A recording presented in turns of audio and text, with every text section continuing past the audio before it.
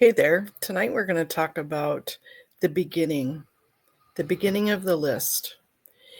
And I'm going to let Liz Gale describe it. So let's go back to this video.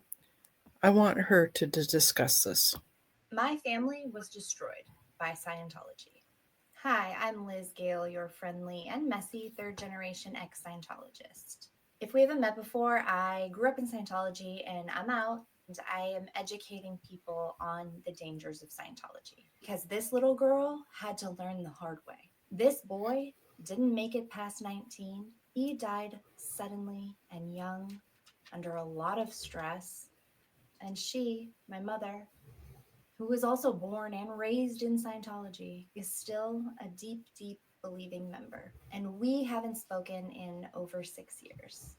I exposed Scientology for my brother, for this little boy who never had a chance at getting his special needs met in the culture, doctrine, and policy of Scientology. For him, the little boy who spent from 8 years on at Scientology's boarding school in Oregon, away from his family for a majority of the year, where they apply nothing but Scientology, behavior modification, living, eating, breathing Scientology. And for this version of my brother, taken only a year before he jumped out of a building, a computer genius who could have changed the world if the weight of it hadn't been so freaking heavy on his shoulders. And I do it for her, my inner child, who would ultimately attend the same Scientology boarding school at the same age, 8 years old, never living a full year at home with her parents again. And for this version of me, 14 years old, a baby who signed a billion-year contract to work for Scientology, who felt like her future was gone. She would never be a mother, she would never have kids. This is the girl who tried to take her life just before he did, and I will live with that forever. And I do it for him, my oldest son, and for him, my baby boy. And I do it for you and for your kids so that they might see this out on social media and think, hey, I don't want to be involved in a group accused of human trafficking and child abuse and peonage and all these horrible things. And I do it for every single person on this list. The receipt, the list of children that Scientology failed, almost 200 names of people who either were born and raised in it, who got out, who are speaking out against it, or like my brother, didn't make it out alive. And as word spreads, the list just keeps getting longer. You can look at it now on lizgale.com. It just seems like the easiest place to host it. You can submit a name. This list was part of a protest movement last year and has now been used in documentation to the FBI, the DOJ, the LAPD, the LA City Council, because this young family, full of potential and love and life, is not the only one that was ruined by Scientology. And unless we do something about it, it's not going to be the last. So that's why I'm here. Thank you. I'm Liz Gale, your friendly and messy. Don't get it twisted. I am a freaking disaster. You can look at my profile and find out lots more about me. Thank you for being here. Thank you, Liz Gale, for what a wonderful presentation. So I pulled up the Wikipedia. I want to read through that. When I was looking through that list, let me pop that back on though, because when I was looking at the list, what we decided is to download a copy of that list. Let me share that with you a little bit here. And so I downloaded all of the names. I haven't populated the year left yet. So the last name, the first name. And then I decided to assign the crimes that we know that Scientology is involved with the children, with the adults. So sexual abuse, physical abuse, emotional abuse, child neglect, medical neglect, no school, abandonment, child labor, child traffic, human traffic R1 visa, visa misuse, unlawful detention, imprisonment, elder abuse, financial abuse, extortion, ID theft, coercion, harassment and stalking, cyber crimes, character assassination, attempted murder, covering up of crimes, concealment, accessory after the fact, intimidation, human rights violations, disability rights, obstruction duty of care, failure to report, misprision of crime, and silencing and conspiracy. And so I did pull all the names off from the list. I added a few that I knew were added, and we could definitely get into. Um, I have the folks, the rest in peace folks, the folks that did not make it, in a separate category down here. And Philip Gale is the first one on the list. And let me pull also. So when you're looking at Philip Gale, you're looking at emotional distress, emotional abuse, child neglect, medical neglect, abandonment, child labor, child trafficking. He was taken from one state to another. Character assassination, concealment, obstruction, duty of care, and failure to report. So let me go back to, as I find it here, we're going to present, share screen.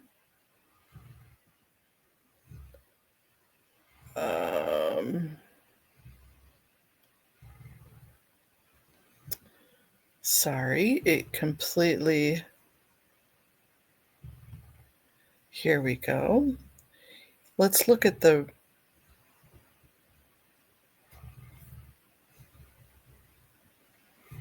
list that Liz Gale put together.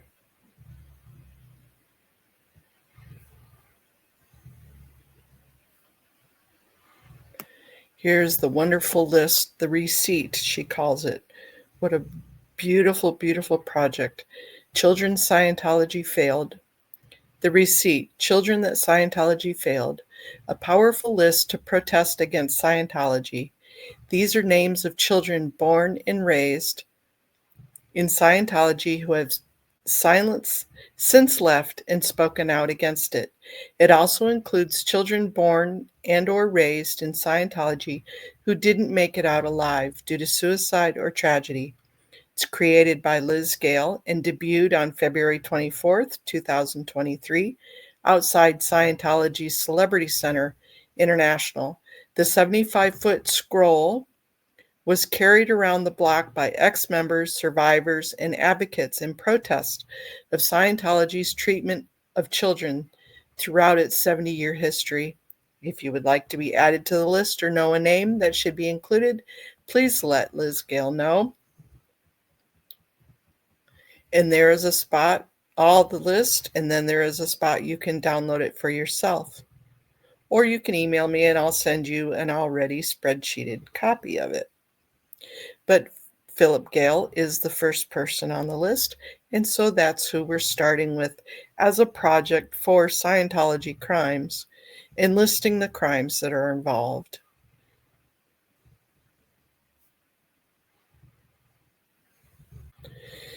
So in that video, let's go back to the Wikipedia page that Liz Gale had shown pictures. And in one of the pictures, she had written on there, if you don't believe it, Google him. So I did. I Googled him. And wow, I got a plethora of websites and information about Philip Gale. What an incredible young man he was. And I want to read to you what's on the Wikipedia. His name is Philip Chandler Gale. He was born November 15th, 1978, and passed away March 13th, 1998.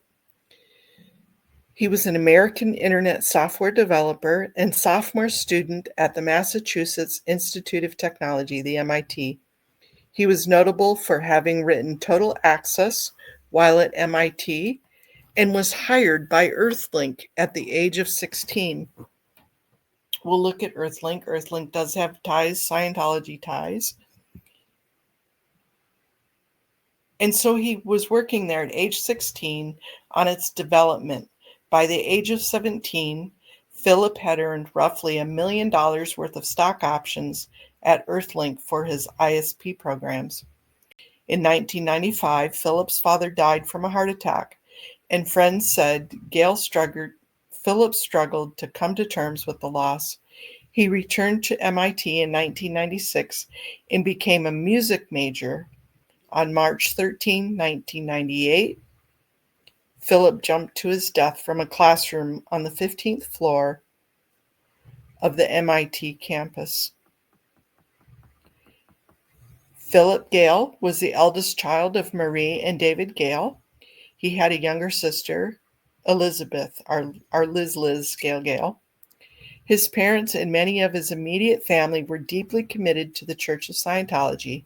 His mother, Marie, had been in the church from the age of 12, and her parents and grandparents were also believers.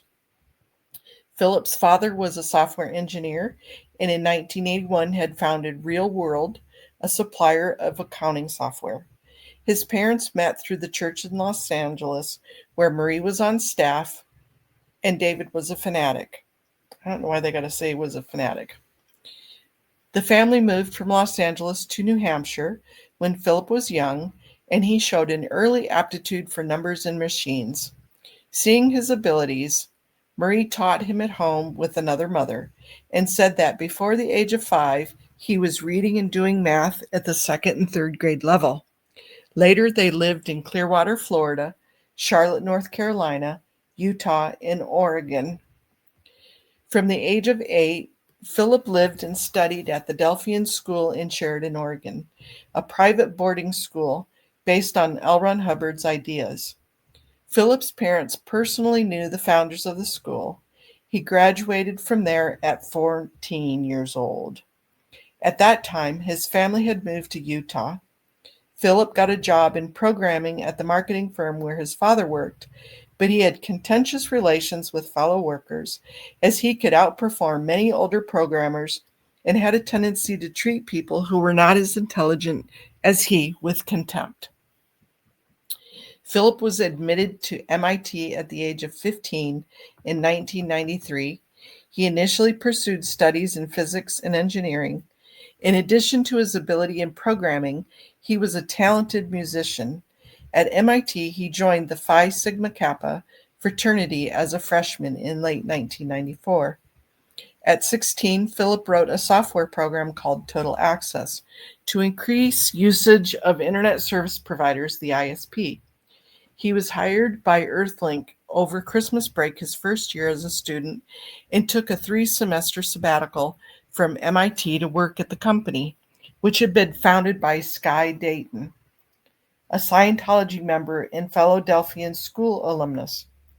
As Director of Research and Development, Gale developed his program to increase the ability of the company's internet servers to connect customers to the internet, giving the firm a competitive advantage that helped it ascend to the top ranks among ISPs. He eventually acquired 1 million customers and a market share worth $2 billion. And before we get into a little bit more, now Earthlink does have Scientology ties. As they were saying, Sky Dayton was the founder, but Greta Van Susteren was one of the first initial investors. And there was also a gentleman by the name of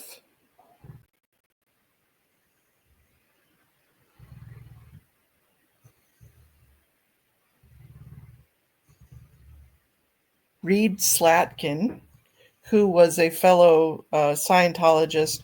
He was one of the larger investors, And he was actually he was the season 2, episode 4 of American Greed, and the title was Stealing Money from Scientologists, The Art of Fraud. Case 1 follows Scientologist minister Reed Slatkin, who scammed investors out of more than $600 million. In case 2, so we're not going to talk about case 2, but so he was in season 2, episode 4, and I'll put a link for both of these down below.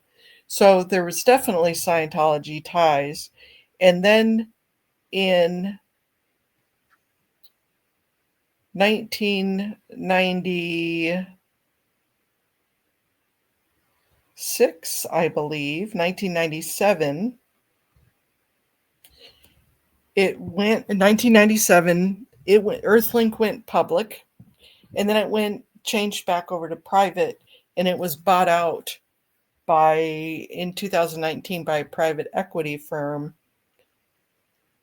the name of Trive Capital.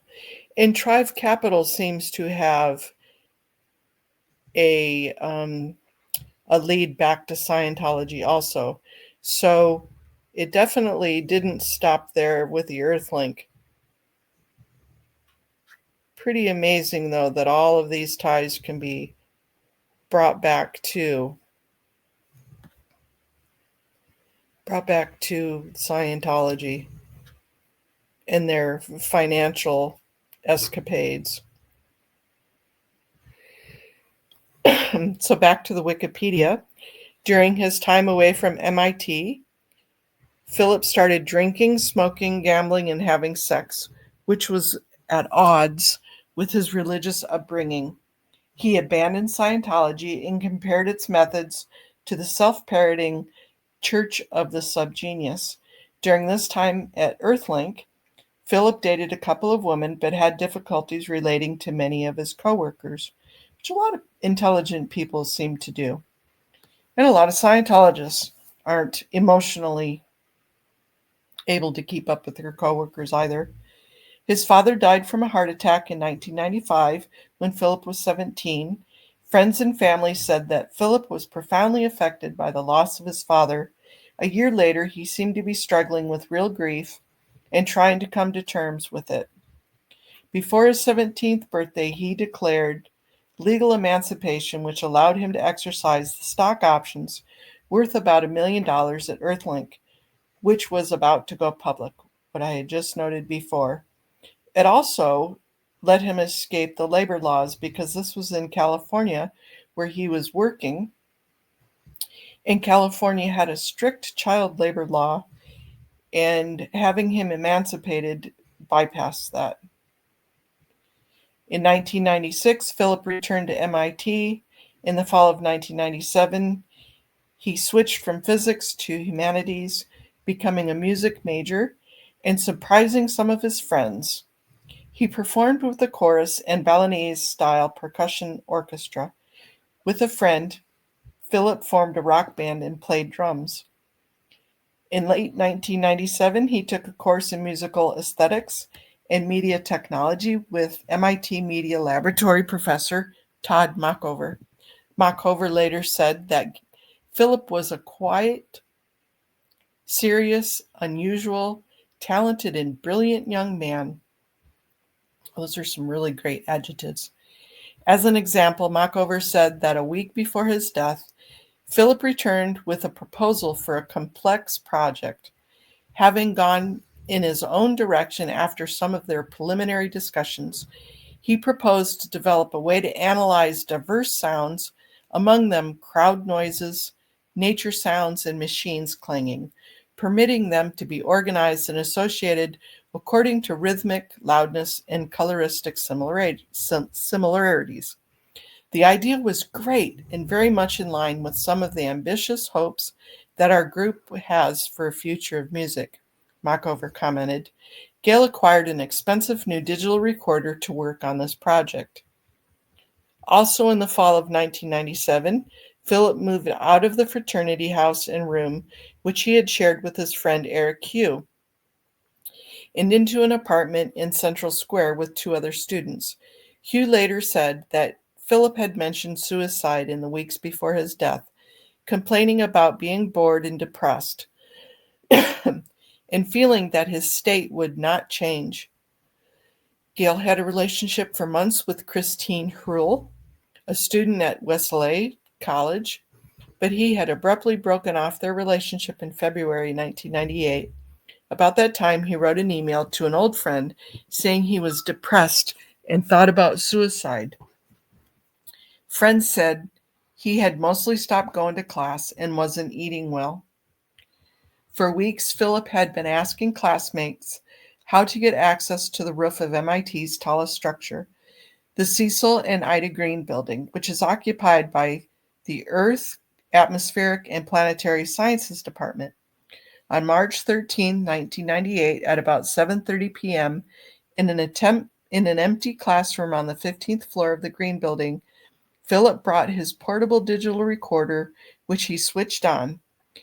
Philip then wrote and drew the following on the blackboard: Isaac Newton's equation for how an object accelerates as it falls, along with a sketch of a stick figure tossing a chair. He signed it, Phil was here, picked up a chair and hurled it through the heavy plate glass window. Witnesses said that he cleared the glass shards away and then jumped out of the window. Eric Plosky, a student at MIT, was inside an adjacent dorm watching television at the time of Philip's death and heard a crashing sound. Plosky recounted to NPR the windows of the building were sealed, so he actually had to throw a chair out the window to break it so that way he could jump through. The noise that we heard was the chair hitting the ground. Some of the people in my dorm actually looked out the window in time to see him fall. It was typical Phil. It was so like him to have planned a show, said his former girlfriend, Christine Hurl. He was so careful with things in his life, so methodical. Students reported hearing the sound of breaking glass, then a splintering sound, and at last a scream. Philip was taken to the hospital where he was pronounced dead at 8:05 p.m. Police released part of Philip's suicide note, which was found at his apartment. Presumably, I have jumped from a tall building. Yes, it is odd. To tell you why would be to tell you my mind. I cannot do this. I am not crazy, albeit driven to suicide.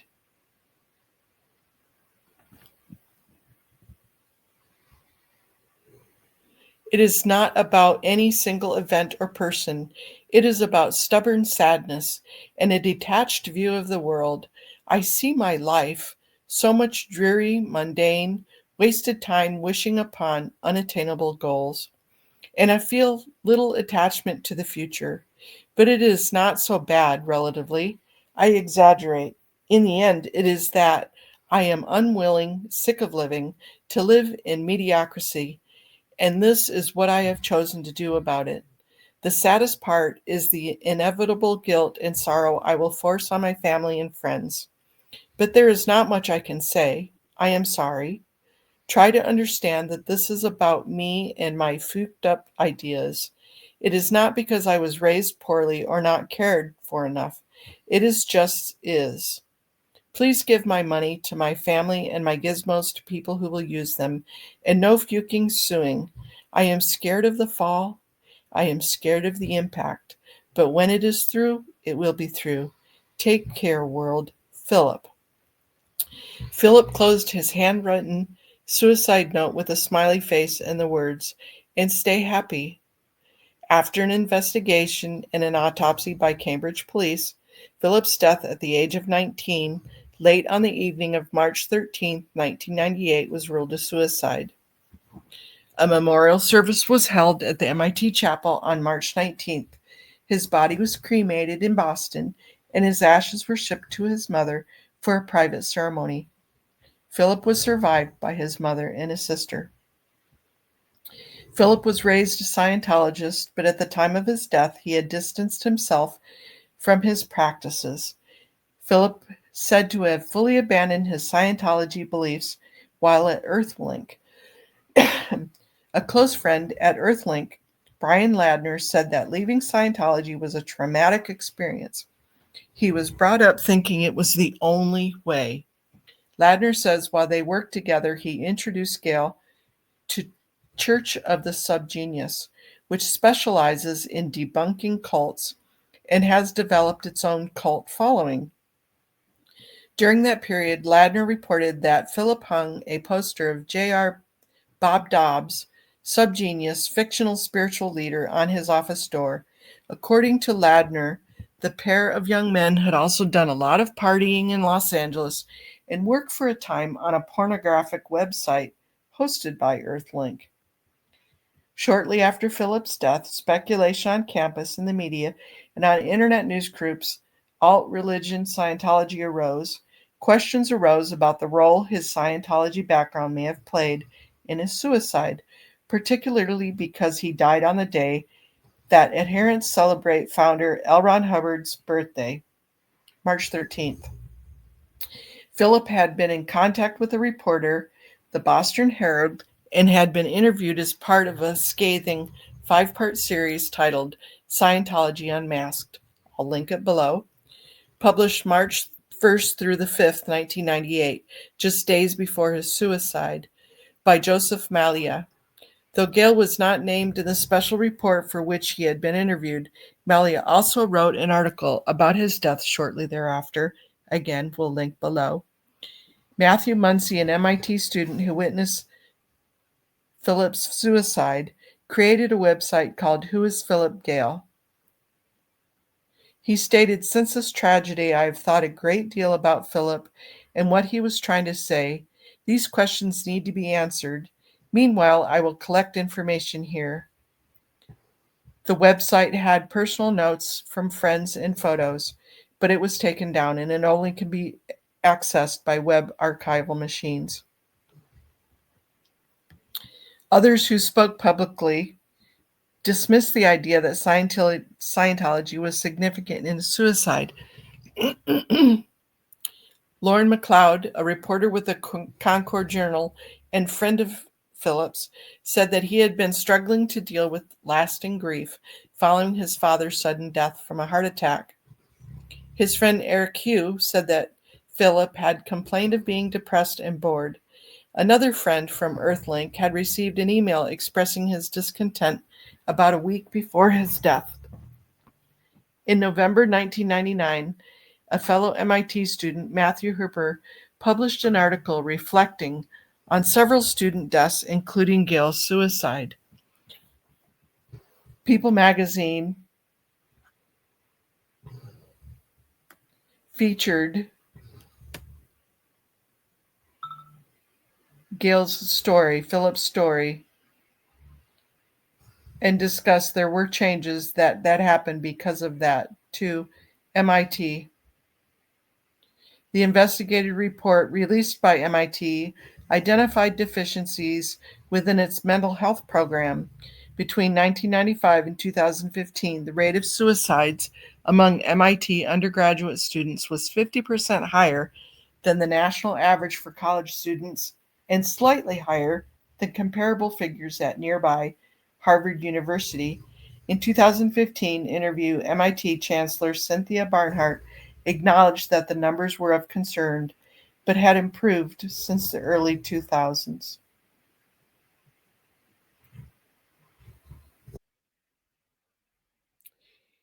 Here is a copy of that Scientology Unmasked report. It's a 5-day report. I'm not going to read through everything. I'll just read through the 5 days. But I will link it below so that way you can go back and look at it.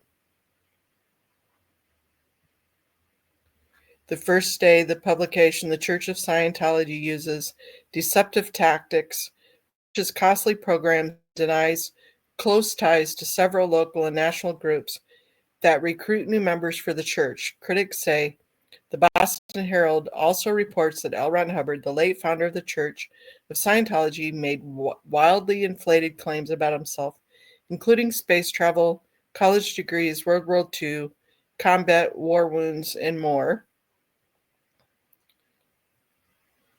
There's some links that are below that. The date of publication, 3/2/98. The Church's World Literacy Crusade has targeted Black families with a Learn to Read program that experts say is a rehash of 30-year-old methods infused with the Church's religious teaching. The Boston Herald also reports that the Church is attracting Black families to the Scientology-run school in Milton that has used a device akin to a lie detector on students. Day 3, the Scientology group Narconon Inc. of Everett is recruiting children in the schools for what critics say is an unproven and possibly dangerous anti-drug program. The church denies strong ties to the group, which receives taxpayer money, but the Boston Herald has found otherwise. Day 4, the Church of Scientology has engaged its critics in a highly public war on the internet, including trying to smoke out a critic who used an anonymous account at Northeastern University. Day 5. The California video production company with connections to Scientology has reached as many as 30 million American schoolchildren through TV shows produced by church members and paid for with $12.5 million in taxpayers' money. The Boston Herald also reports on the impact of celebrity Scientologists such as Tom Cruise, Nicole Kidman, John Travolta, and Kirstie Alley. The Church of Scientology, stung by a 5-part series in Boston Herald that raised questions about its practices, has hired a private investigator to delve into the Herald reporter's private life. No question that definitely happened.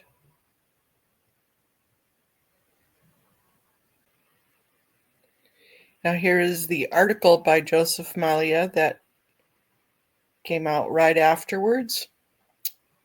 And I do want to read a little bit of this, dated May 21st, 1998. Alone in a 15th floor classroom, MIT sophomore Philip C. Gale drew a physics formula on a blackboard showing what happens when a body falls from a great height. Then he slammed a chair through the classroom window and jumped more than 200 feet to his death as horrified students watched from a plaza below. But the blackboard message and a mysterious tape recording gave no clues to why the brilliant 19-year-old chose such a dramatic ending 2 months ago to a life full of promise.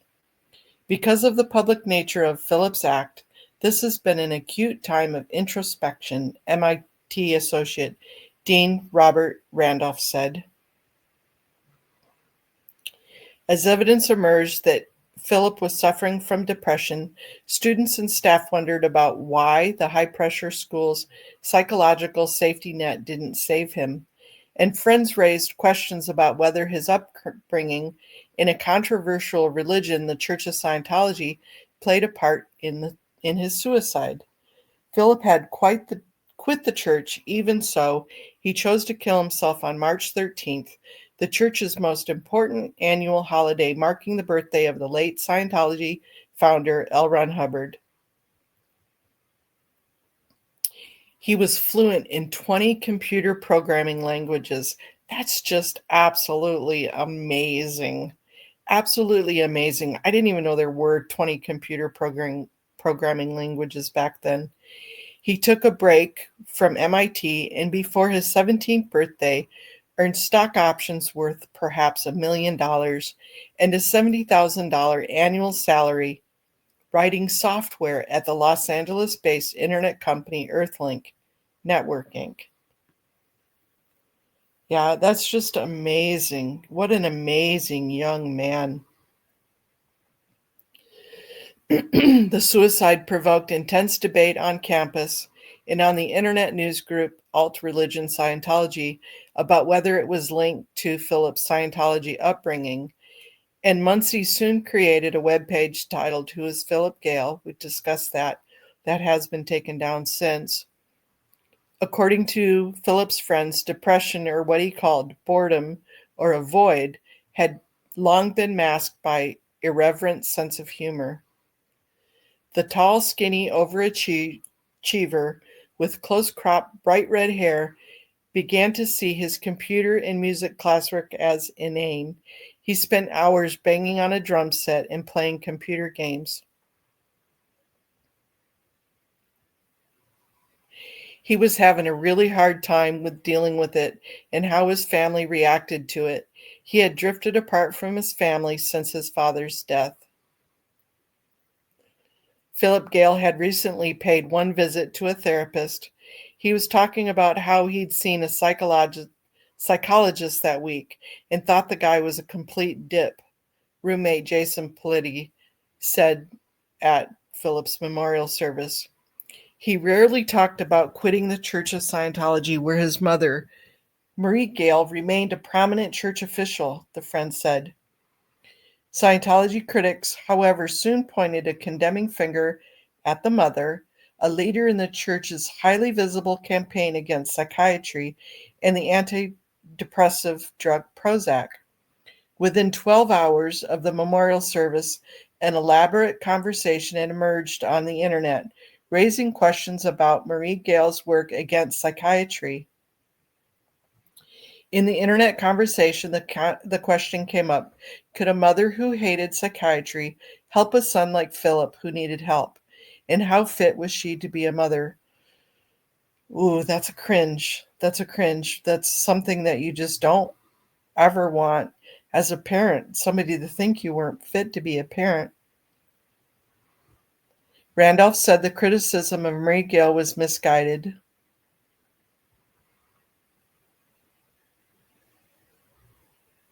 He found himself caught between two worlds and terribly alone in the center, the obituary said.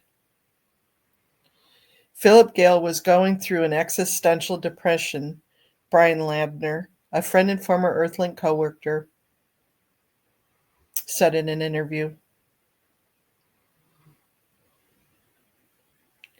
He saw through Scientology and saw past it, and he didn't understand why others didn't see past it. But even though he left Scientology, who knows whether it left him?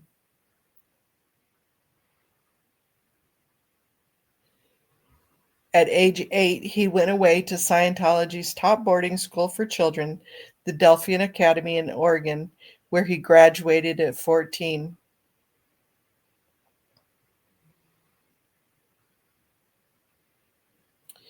Marie Gale first brought Philip and his younger sister Elizabeth into the public eye when she defended Scientology in 1991 in the St. Petersburg, Florida Times series of articles about the church. The article contained allegations that in the Church of Scientology, children are considered adults in small bodies, are emotionally and physically neglected, while families are destroyed when one member leaves, and the church policy forces the others to disconnect from the defector. Church officials, of course, denied the accusations. Considering my parents and grandmother, my children are fourth-generation Scientologists, Marie Gale told the Florida newspaper.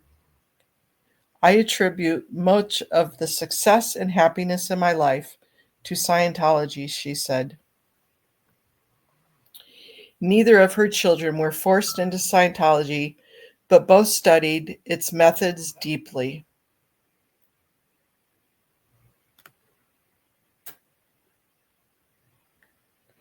Marie Gale was also one of Scientology's top students, reaching the highest level, operating Thetan 8 on its bridge to total freedom.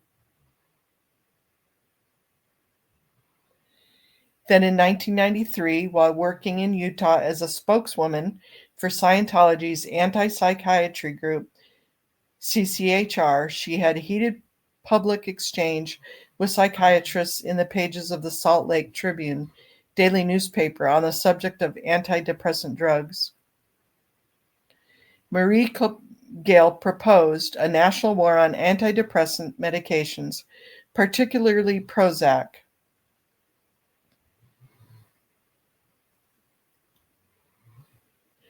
Mrs. Gale's letter belies a serious lack of understanding of the nature of major depressive disorders. The lifetime risk of successfully completing suicide in individuals with recurrent depression is 15%. Wow.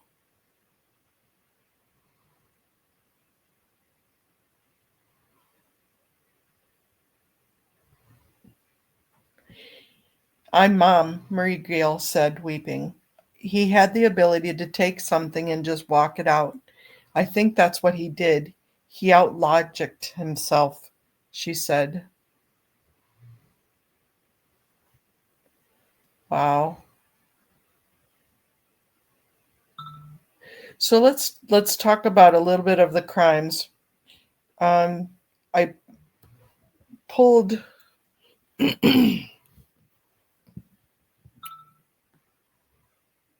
let me go back and open that back up.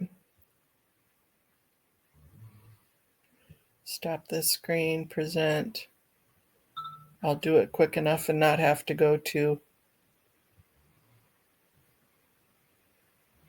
Let's go back to the spreadsheet. So let's look at Philip Gale. Here are some of the crimes: emotional abuse, child neglect, medical neglect, abandonment, child labor, child traffic,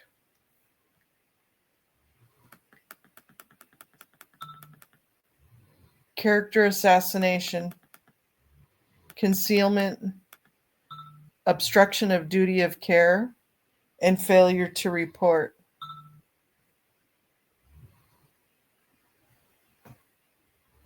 What are your thoughts on this?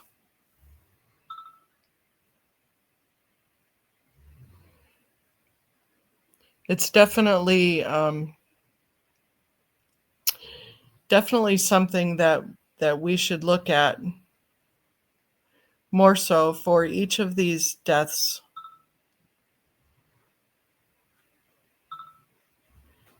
Somebody's blowing up my phone.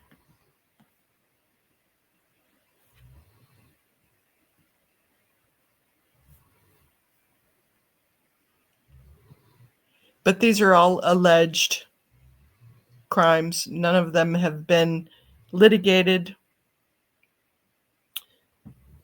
per his instructions and per his request. No suits were filed. No suits are pending. So all of these are alleged. What are your thoughts? Let's talk about this. Thanks for taking the time.